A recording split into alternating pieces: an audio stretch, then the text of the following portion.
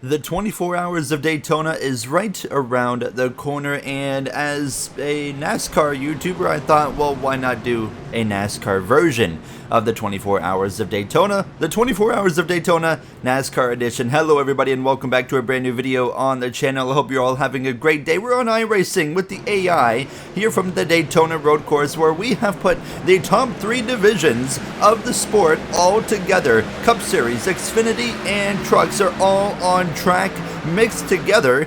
As you see, Xfinity, Austin Hill, joined by Justin Allgaier, AJ Allmendinger, and Connor Zilisch, all right there together at the front of the grid, with a truck of Taylor Gray. Christian Nickus mixed in front of the Cup drivers of Kyle Busch and Ryan Blaney as well. I myself have started from the very back of the grid. We're going to try and work our way forwards through a 40-minute race here to replicate a 24 Hours of Daytona NASCAR edition. I will have a real 24 Hours of Daytona video coming out as well this weekend for the real life race, so stay tuned on that. But yeah, the goal is simple: 40 minutes to try and work our way through traffic, which is mixed up of Cup, Xfinity, and Trucks. I think mixing them up is quite exciting because there's not a huge pace gap between a Cup car and a truck, which is the lowest of the top 3 divisions, so mixing them up makes it a little bit more exciting. And here we are on board with myself in this number 97 Trackhouse BWT Camaro, just trying to take my time. There is a caution that will come out around halfway through this race just to spice things up, so be aware of that. So there will be a mandatory caution, we're going to call it, coming out at some point as we clear that Amazon Prime number 9 of Chase Elliott on Oval 1. We continue on to Oval 2. This is where you're going to see the biggest pace difference here between the Cup car and the Xfinity and Trucks, as well as on the long back straightaway and the long front straightaway as well. And specifically the braking zones, we can really brake deeper than a truck can and an Xfinity car, but you got to be really careful. As you can see, here comes the 2 of Grant Enfinger, sorry, the 9 of Grant Enfinger back at us, and now we'll get through a great bus stop exit and we'll pass Eric Jones in the 43 for Legacy Motor Club and bring the fight to the Xfinity number 2 of Jesse Love, Talladega winner from the 2024 season, as we head down into turn 1, actually using the wall a little bit to get this car slowed down, wheel to wheel into turn 1, and actually Love is going to be able to come out in front as I slip and slide a little bit on the exit of the corner. Too much curbing on the right side, and off circuit we go. We save it, we recollect, get back on the track, give up a little bit of time, but not too much. Could have been way worse, so we'll get back going and immediately learning what you do not want to do, and we would get back into the fight as we would now slip up the inside here of the 18, past Sheldon Creed, and gain another spot here as we're all over the back again of the 9 of Elliott and the 9 of Grant Enfinger, the pair of 9s here at the back of the field. But we clear that truck and continue on into the bus stop chicane again, and a big run to the outside of Chase Elliott into this bus stop chicane, and we'll get past him. And we'll get past Jesse Love again. There's Nick Sanchez in the game bridge number 2 on the right side, and we'll go past him with ease and get right to the back of the 43 of Eric Jones. And I would actually stay in line with him briefly and give him a little bit of a bump draft right up to the 71 of Rajah Caruth, as we would look to follow him past that 7100cars.com Chevrolet Silverado. And Jones trying to go around the outside in turn number 1. Caruth on the left. We'll wait for this to kind of sort itself out. Hold on, maybe opportunity to get a both. We'll slide up the inside here, potentially into the horseshoe. Here we go, a little bit deep into the corner, using up Jones, a little bit of contact right there, but we'll exit out in front of Caruth, who goes back a few spots, and we'll pass Jones as well. Of course, this is multi-class racing, so everything is separated here. I mean, trucks that we're passing is for overall position, but the trucks are in their own class, racing for a win there. Xfinity's racing for their own class win. Cup's racing for their own class win, as well as we're side by side with Chase Elliott. Here's Cole Custer just in front. Michael McDowell in the 71 goes wide. We were 3 wide middle, had to really bank it down to avoid contact there, and Elliott gets through. But now, as you can see him closing up at the back of Custer, we would follow them down into the bus stop chicane, and I go with the wrong lane choice and follow the 00 right to the back of him, and he is so slow that McDowell is able to go back around me. So now we slip through on the 00, but we've got some work to do. We've got to go past that 71 again and try to run down that 9. Meanwhile, up front, finally coming to the start of lap 4, it took all the way to lap 4 for Ryan Blaney and Kyle Busch to get up into the mix to pass Austin Hill in an Xfinity car. Blaney going to go around the 8 there, and now he's going to put himself in prime position on this lap to be able to take the overall lead of this race, but the Xfinity car holds on well against the Cup car. It's being proven here as we pass Ben Rhodes and immediately look to the outside of Michael McDowell, looking for an overtaking opportunity here on the run into turn number 1, side by side across the stripe, but we break quite early compared to him at his brand new team of Spire Motorsports now, as we'll slip up the inside briefly. Can't quite make it happen, a bit of contact on his rear bumper, but look at the cluster of cars right in front of myself. This is what happens, of course, when you mix up all these different series. Now Briscoe, his new Joe Gibbs Racing 19 ride, he goes wide, actually stopped briefly on the track as Corey Himes way out of the groove right there, and here comes Eric Jones back up my inside. Great racing here when you put these 3 series together, different paces, but they're not terribly different, and it really makes for an interesting dynamic now as Eric Jones is going to continue up my right side. He'll take the position back from me as he'll as well lunge one up the inside of the number 9 of Chase Elliott. Meanwhile, up front, there it is, Ryan Blaney to the lead here in the NASCAR 24 Hours of Daytona. He'll go around the outside. Hill tries to fight back, surprisingly doesn't wreck someone when he's racing hard, and Ryan Blaney goes through to take the lead of this race. It should be Kyle Busch to follow through over Austin Hill momentarily now as we go around the outside of the 11 of Corey Heim, right to the back of the 9 again, but not going for a passing opportunity because of this. He's going for a move up the inside of Majeski.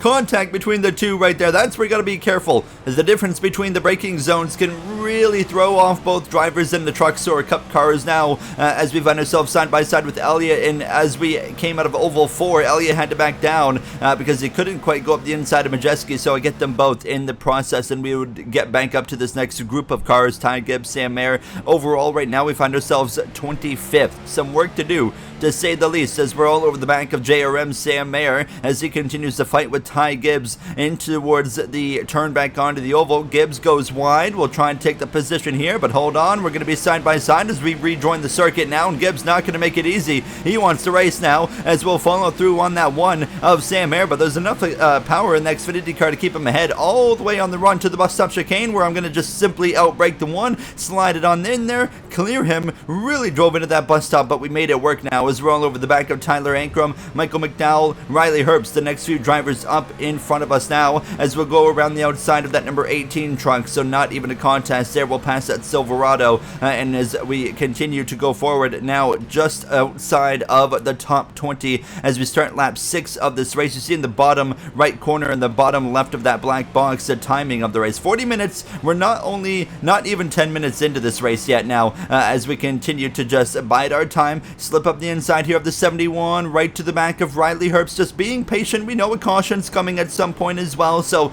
there's not a need to be overly aggressive yet, as we would now lunge up the inside into the hairpin of Riley Herbst, and this should be a pretty easy pass on that Monster Energy number 98 there, as we clear him on the exit now. So we are now into the top 20, as the next up driver, it's going to be Lane Riggs in that number 38. Really got hot late in the season in the trucks after missing the playoffs. It'll be interesting to see what he can do in his second season as a Truck Series driver, as we'll go to pass him around the outside. He's going to wreck us. He's going to turn us down the back straightaway. We do a 360, save it, get it back going, collected, but the 38 just simply drove right up into my left rear, turned me around, and a bunch of our progress is gone. We'll get back going immediately to the back of the 9 of Chase Elliott, but did not expect that by any means. Elliott gonna chomp our nose, shut the door, saying, no, you are not passing me there. And at this point, I'm driving a little bit frustrated by what's happened, and you can see it. I'm overshooting corners, running into the back of the 98 of Riley Herbst, nearly turning him fully around.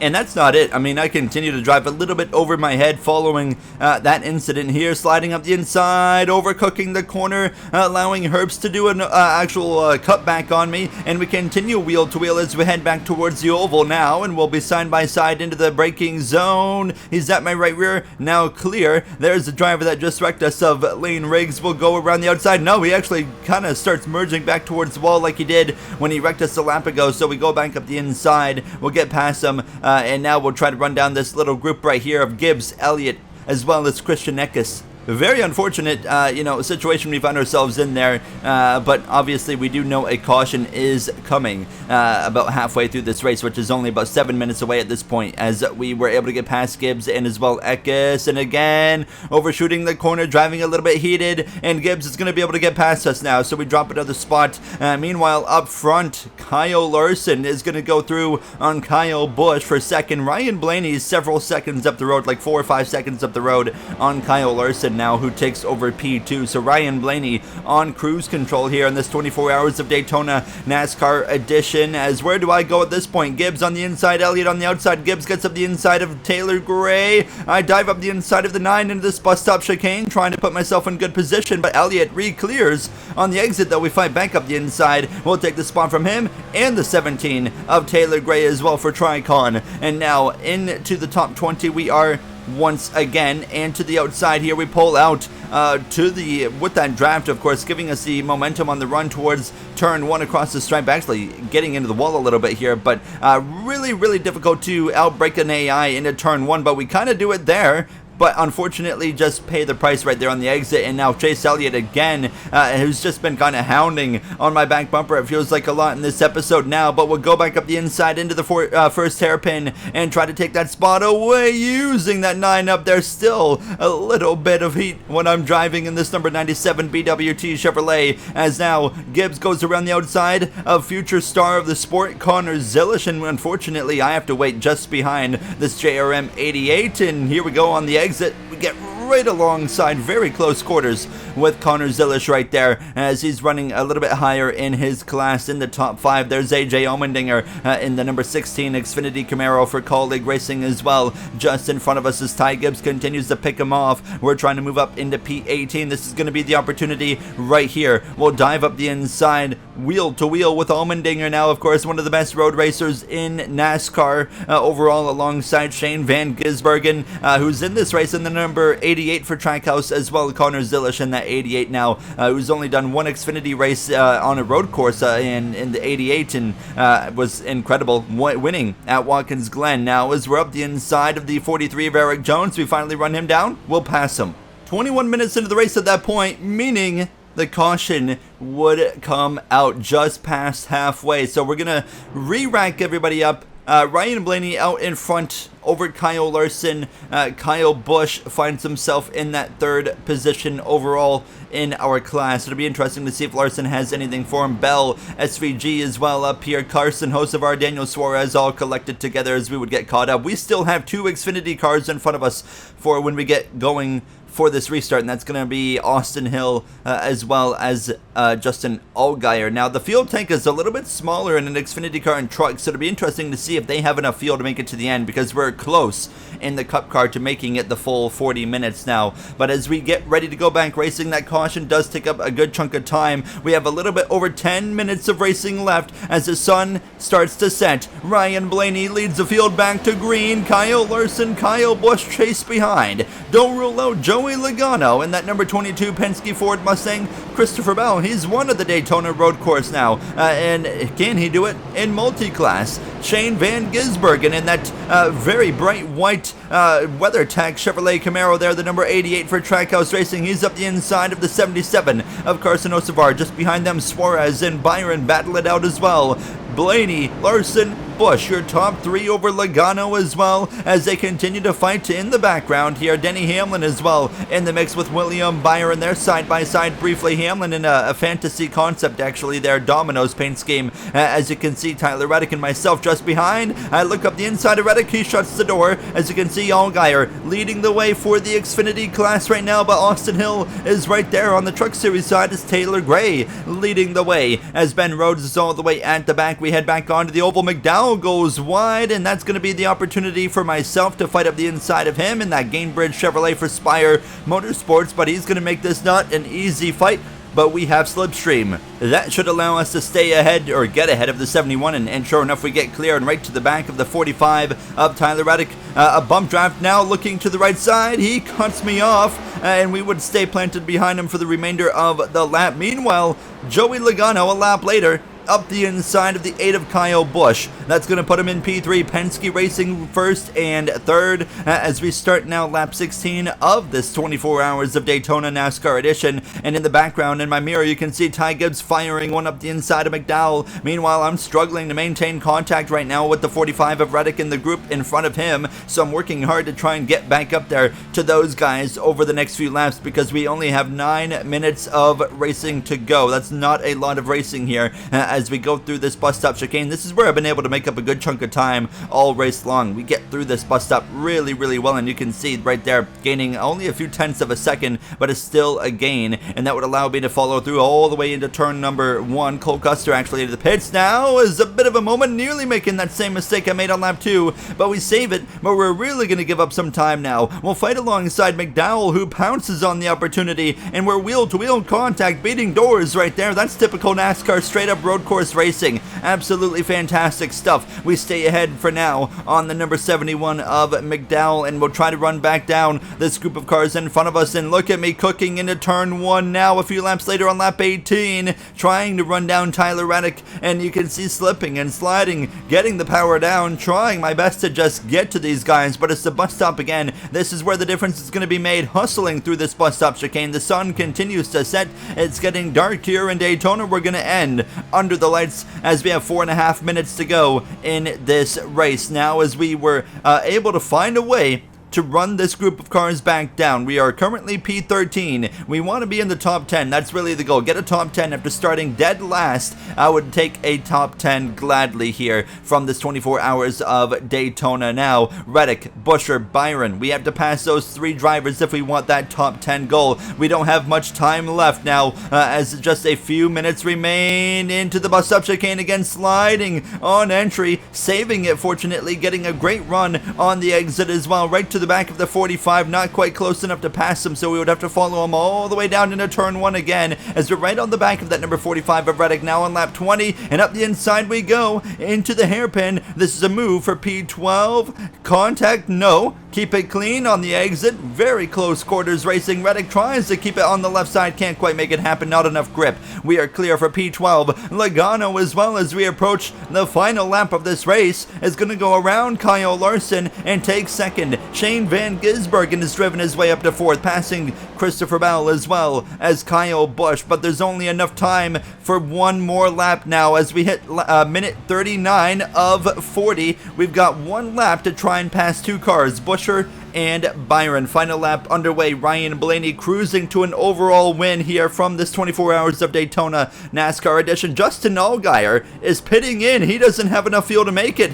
He's so close, but he comes up just short, and that's going to give the class lead in Xfinity to Austin Hill. Allmendinger as well coming into the pits. Suarez on the inside, right in front of us of Chris Busher. Will he clear that number 17 Fastenal Ford Mustang? It's going to be close. I think these two are going to battle it hard here, and through the little kink to the left, it's still side by side. Suarez not going to give this up, and Busher not going to give this up either. This is perfect for me, but it's surprisingly really not closing in. But Suarez gets clear, so back onto the oval we go, into the bus stop for the final time.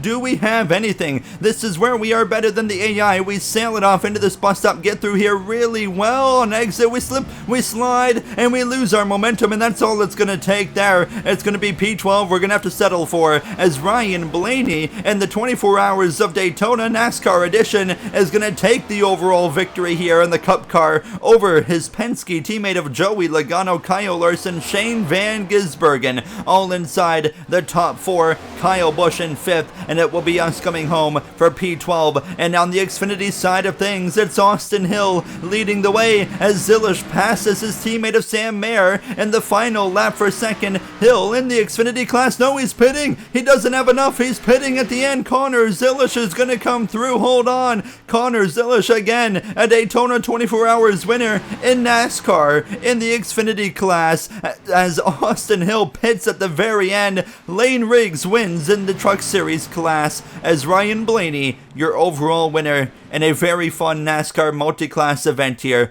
in the 24 Hours of Daytona NASCAR edition. A blast to do, a blast to make, a blast to race. I had so much fun, and I hope you guys enjoyed as well. I'll see you guys next time. Thank you for watching. Have a great day.